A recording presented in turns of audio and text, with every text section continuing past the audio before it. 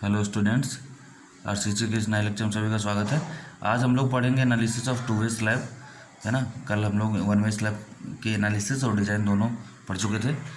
तो two way slab कब, कोई भी स्लैब टू वे स्लैब कब होता है, हम लोगों ने कंडीशन देखी थी कि अगर कोई भी स्लैब सिर्फ दो ही एजेस पे, है ना, टिका है या सपोर्टेड है तो वो 100% वन वे स्लैब होगा। लेकिन अगर 4 स्टेजेस पे सारे जो चारों एजेस पे अगर सपोर्टेड है तो टू वे भी हो सकता है, वन वे भी हो सकता है। तो यहाँ पे दो कंडीशन है, एक तो ये चेक करना हमें कि कौन से सपोर्ट पे सपोर्टेड है, और दूसरा ये चेक करना है अगर सारे पे है तो क्या चेक करना है, L Y by L x. ठीक, l Y by L x क्या होगा, लेस देन और इक्वल टू 2, लेस देन और इक्वल टू 2 होगा तो क्या होगा, टू वे स्लैब होगा। ये हमें पता था। ठीक, अब बात ये आती है कि कोई एक स्लैब है, ठीक है, कोई एक स्लैब है, ठीक है। अब क्या हुआ कि ये आपका स्लैब पूरा, ठीक है ना, ये कुछ आपका ऐसे लोड लग रहा है। कैसे लोड लग रहा है ये बता रहे हैं। ठीक, लोड लग रहा है वर्टिकली। ठीक, वर्टिकली जब लोड लग रहा है तो ये इसका जो डिस्ट्रीब्यूशन होगा, लोड डिस्ट्रीब्यूशन होगा, ये कुछ तो वाई एक्सिस पे भी होगा, ठीक, कुछ आपका एक्स एक्सिस पे भी होगा, मतलब इधर भी होगा डब्ल्यू एक्स। ठीक, तो डब्ल्यू एक्स और डब्ल्यू वाई लोड डिस्ट्रीब्यूट तो दोनों डायरेक्शन में होगा। ठीक, तो देखा जाए टोटल लोड क्या आएगा, W x plus W Y, यही तो होगा। तो टोटल डब्ल्यू आ रहा है, यही तो दोनों तरफ डिस्ट्रीब्यूट हो रहा है, इधर डिस्ट्रीब्यूट हो रहा है, इधर डिस्ट्रीब्यूट हो रहा है। ठीक, तभी तो हम ये मेन बार लगाते हैं और डिस्ट्रीब्यूशन बार लगाते हैं। ठीक है भाई, अब जब दोनों तरफ लोड डिस्ट्रीब्यूट हो रहा है तो दोनों तरफ डिफ्लेक्शन भी आएगा। ठीक, माना let delta X is equal to deflection in X, deflection in X axis. ठीक, डेल्टा वाई क्या है, डिफ्लेक्शन इन वाई एक्सिस। ठीक, अब प्रॉपर डिस्ट्रीब्यूशन के लिए क्या होना चाहिए, तो in order to proper distribution of, जैसे बता रहे हैं वैसे ही है, ध्यान से समझ लीजिएगा। Proper distribution of deflection, deflection क्या होता है ना। प्रॉपर डिस्ट्रीब्यूशन कैसे होगा, जब जितना एक्स एक्सिस में उतना वाई एक्सिस में प्रॉपर डिस्ट्रीब्यूशन हो जाएगा। तो for proper distribution delta X is should be delta Y, दोनों बराबर होने चाहिए। ठीक है, अब दोनों बराबर होने चाहिए। ठीक है, आपको पता होगा, आपने पढ़ा होगा सो में मैकेनिक्स में कि डेल्टा होता क्या सिंपली सपोर्टेड बीम में जब यूडीएल लगा होता, कितना होता है, डेल्टा की वैल्यू होती है 5/384। ठीक, डब्ल्यू एल टू द पावर 4, यहाँ पे जो स्मॉल ये डब्ल्यू है वो स्मॉल डब्ल्यू यूडीएल का, डब्ल्यू l to the power 4 upon e i. ठीक, मतलब 5W/4/384 ई आई। ये जो W है, एक मिनट, ये क्या है, स्मॉल w है, यूडीएल, स्मॉल w यूडीएल है। ठीक है, कैपिटल W होगा तो W/L हो जाएगा। ठीक, तो अगर हम ये बात करें कि 5/384 एक्स डायरेक्शन क्या होगा, WX into L X power 4 upon, ठीक है, ई आई तो कांस्टेंट होता है। ठीक, is equal to 5/384, E I constant है, डब्ल्यू वाई हो जाएगा, एल वाई हो जाएगा पावर 4। देखा जाए क्या क्या कटेगा, ये कट जाएगा, ये कट जाएगा, आएगा क्या, W X upon W Y is equals to L Y upon L X. भाई ये नीचे चला जाएगा, ये इधर चला जाएगा कि पावर 4, यही तो आएगा। ठीक, यहाँ तक समझ में आ गया। हाँ, अब देखते हैं आगे क्या होगा। आगे ये करना है, वहाँ पे देखिए एल इफेक्टिव लेते थे मोमेंट निकालने के लिए वन वे में, यहाँ पे ठीक है एल एक्स और एल वाई ले रहे हैं। ठीक, यहाँ पे डब्ल्यू देखते हैं कैसे निकालते हैं। यहाँ पे डब्ल्यू दूसरी तरह निकलेगा भाई, कैसे निकलेगा, W X upon W Y equal to आया है L Y by L X की पावर 4। हमने मान लिया let small R is equal to L Y by L X. क्यों मान लिया, क्योंकि कैलकुलेशन में आसानी रहे, आर मान लो, ए मान लो, बी मान लो, जो मानना है मान लो, ठीक है, वरना L Y by L X बार बार उसकी पावर 4 करना पड़ेगा, क्या मतलब है। तो W X upon W Y is equal to आ गया आर की पावर 4। ठीक, क्लियर। अब जो है जब ये आ गया आपका, तो स्मॉल आर ये आ गया, तो डब्ल्यू एक्स क्या यहाँ से निकलेगा, आर की पावर 4 इंटू डब्ल्यू आई। ठीक, मल्टीप्लाई हो जाएगा, एक चीज़ ये निकल के आएगी आपको। ठीक, अब जब ये निकल के आया तो देखा जाए डब्ल्यू के टर्म में अगर देखा जाए डब्ल्यू एक्स की वैल्यू, तो W x plus W Y यही तो था इस डब्ल्यू के बराबर। ठीक, तो इस डब्ल्यू एक्स बराबर क्या होगा, डब्ल्यू माइनस डब्ल्यू वाई होगा कि नहीं होगा, डब्ल्यू माइनस डब्ल्यू वाई। ठीक, क्लियर। तो यहाँ से डब्ल्यू वाई बराबर क्या होगा, डब्ल्यू एक्स की पावर अपॉन आर की पावर 4, ये भी आ जाएगा, है ना, ये भी आएगा, ये भी आएगा, दोनों आ जाएगा। ठीक, तो डब्ल्यू माइनस डब्ल्यू एक्स की पावर आर बाई 4, यहाँ से सॉल्व करेंगे तो आएगा डब्ल्यू एक्स बराबर आ जाएगा डब्ल्यू आर की पावर 4 अपॉन 1 प्लस आर की पावर 4, एक ये आएगा। ठीक, एक आपका आएगा डब्ल्यू वाई बराबर आएगा W upon 1 plus R to power 4, ये आएगा। मीन्स यहाँ से एक ये आ गया। ठीक, डब्ल्यू एक्स और डब्ल्यू वाई की वैल्यू आ गई। अब क्या करना हमें, अब हमें निकालना है मोमेंट एक्स क्या होगा, मोमेंट ऑफ अबाउट एक्स क्या होगा, W x into L X square upon 8, यही तो होगा अगर हम एलएसएम की बात करें तो। ठीक, यही होगा।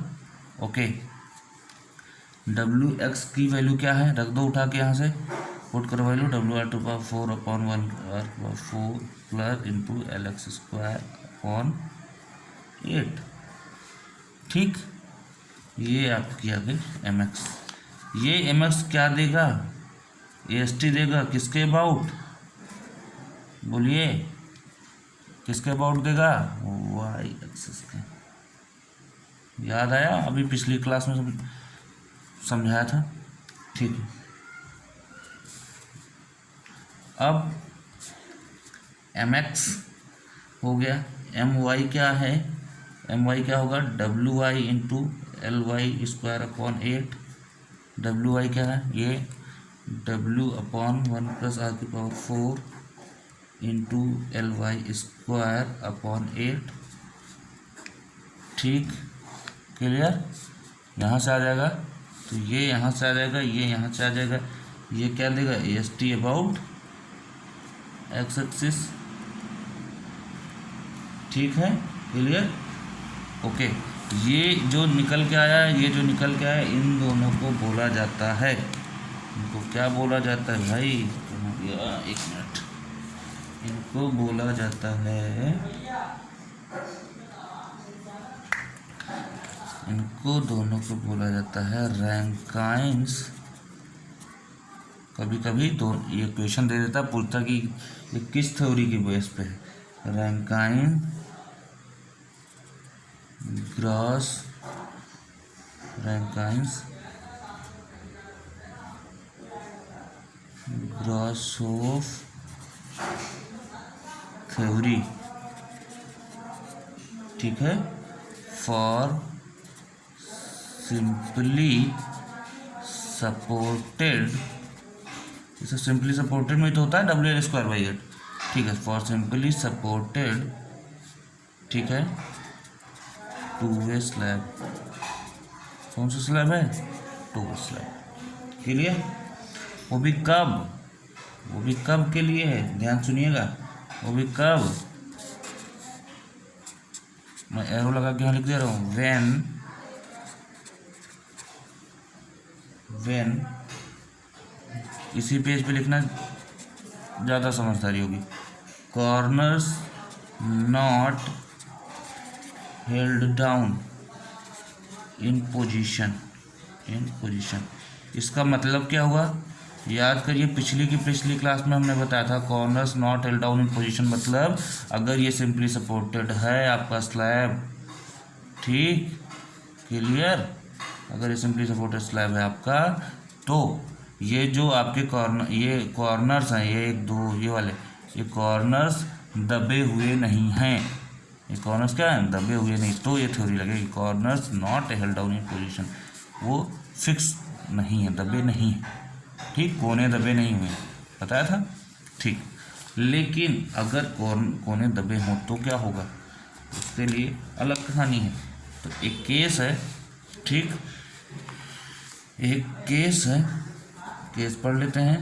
केस क्या है, corners held down position, held down position, अगर ऐसी के आ गया केस तो कि भैया क्वेश्चन में दे दिया कि corners are in held down position, कोने दबे हुए हैं, तो क्या होगा।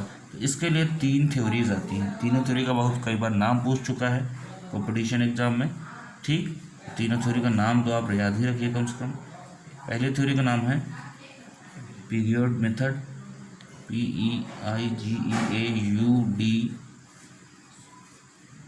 जो पढ़ना है पढ़ लीजिए इसको, ठीक। दूसरा है Marcus method, MARCUS, Marcus method, ठीक। तीसरा है IS code method, IS code method, ठीक, क्लियर। ज़्यादा प्रचलित ये वाला है मार्कस मेथड, यूजुअली यही यूज होता है, ठीक। तो अगर हम मार्कस मेथड की बात करें तो मार्कस ने क्या किया था, मार्कस ने एक करेक्शन फैक्टर दिया था, मार्कस करेक्शन फैक्टर, क्या दिया था, Marcus correction factor, C for correction, M for Marcus, correction factor इन्होंने ये दिया था 1 - 5/6 इंटू R² अपॉन 1 + R⁴, ये दिया था इन्होंने कहा था कि जहाँ जहाँ आप MX और MY लगाओगे वहाँ पे हमारा करेक्शन फैक्टर लगा दीजिए, कॉर्नर्स हेल्ड डाउन पोजीशन के लिए वैल्यू अपने आप मिल जाएगी, पूरा सॉल्व नहीं करना पड़ेगा कि MX की वैल्यू MY की वैल्यू। तो इनके हिसाब से जब अब MX की वैल्यू होगी इस कंडीशन में तो होगी MX = CM into WX into LX²/8, भाई WLX²/8 तो पहले था, CM से मल्टीप्लाई कर दिया, तो CM से अगर मल्टीप्लाई करोगे तो इसकी वैल्यू सिर्फ रख दो 1 - 5/6 R²/1 + R⁴ इंटू फिर WXL² क्या होगा, WR⁴ अपॉन 1 + 4, 1 + R⁴, ये था WX की वैल्यू, फिर LX²/8 यही तो था, ठीक, ओके। MY क्या होगा, CM इंटू WYLY²/8, ठीक, ये वही रहेगा 5/6 R² अपॉन 1 + R⁴ इंटू यहाँ W/1 R⁴ इंटू LY²/8, ये तो होगा। ये दोनों अब क्या हो गए, सिर्फ और सिर्फ CM से मल्टीप्लाई हो गया बस, ठीक। ये कौन सी वैल्यू देगा, ये कौन सी वैल्यू देगा, AST इन X डायरेक्शन, ये कौन सी देगा, AST इन Y डायरेक्शन, ठीक, तो ये ऐसा होगा। क्लियर। तो हम लोग बात कर रहे थे कि टू वे स्लैब में मोमेंट कैसे निकाला जाएगा, बेंडिंग मोमेंट, तो ये निकाला आएगा। अब बात आती है कि डेप्थ क्राइटेरिया क्या है टू वे स्लैब के केस में। ठीक है, याद करिए डेप्थ क्राइटेरिया हम लोगों ने वन वे स्लैब की कंडीशन पढ़ा था। ठीक है, तो मिनिमम डेप्थ क्राइटेरिया याद करिए, वहाँ पे हम लोगों ने पढ़ा था L/D इक्वल्स टू, है ना, सिंपली सपोर्टेड के लिए 20 था, कैंटिलीवर के लिए 7 था, कंटिन्यूस के लिए 26 था। कुछ याद आया? और ये किसके लिए होता है? फॉर डिफ्लेक्शन चेक कि हमारा जो टू वे स्लैब है वो डिफ्लेक्शन में फेल कर गया या फिर सेफ है। ठीक, तो याद करिए उसमें हम लोग क्या करते थे, D equals to small D बराबर लेते थे। यहाँ पे क्या होता है, यहाँ कैपिटल डी इक्वल्स टू लेते हैं स्पैन अपॉन, वहाँ एक्स वैल्यू लेते थे, यहाँ वाई वैल्यू लेंगे। ठीक, अलग लिख दिया क्योंकि कन्फ्यूजन हो, वाई वैल्यू लिख दिया। ठीक है, लेकिन ये जो फॉलो करेगा वो two way slab only, for two way slab only. ठीक है, ओके। इसमें दो कहानी है। ठीक, ये जो वाई वैल्यू है वहाँ पे उसका फार्मूला कुछ होता था एक्स वैल्यू का। ठीक है, यहाँ पे वाई वैल्यू की सीधे सीधे वैल्यू दी रहती है। ठीक, क्या दी रहती है? If slab is simply supported, simply supported slab के लिए क्या होगा, सपोर्ट की वजह से बदलती रहती है ना वैल्यू। वहाँ पे सिंपली सपोर्टेड की वैल्यू क्या थी? 20 थी, और यहाँ पे वैल्यू है वाई वैल्यू। अगर हम देखें सिंपली सपोर्टेड में, तो माइल्ड स्टील के केस में और HYSD के बारे दोनों के लिए अलग अलग होगा। ठीक, तो सिंपली सपोर्टेड के केस में देखा जाए तो माइल्ड स्टील का होगा 35 और ये होगा 28। ठीक, अगर हम देखें कॉन्टीन्यूअस के केस में तो यही वैल्यू होती है, माइल्ड स्टील के लिए 40, HYSD के लिए 32। ठीक, यहाँ पे कैंटिलीवर स्लैब का कोई ऑप्शन ही नहीं आता क्योंकि टू वे स्लैब है ना, चारों तरफ से, तो क्या होगा, सपोर्टेड होगा। ठीक, अब बात आती है कि इसको याद कैसे करें। तो याद क्या करना है, अगर माइल्ड स्टील का पता होगा तो याद इतना दिमाग में रखना कि जो HYSD का होता है वो अगर इसमें 0.8 से मल्टीप्लाई कर दें, याद करने का तरीका बता रहे हैं, मल्टीप्लाई नहीं करना, तो ये 28 आ जाएगा। इसमें 0.8 से मल्टीप्लाई करेंगे तो ये 32 आ जाएगा। तो एक पता होगा तो दूसरा अपने आप पता चल जाएगा, है ना, 0.8 से किया गया। ओके, तो ये करना ही, बात बता रहे हैं हम आपको इतना।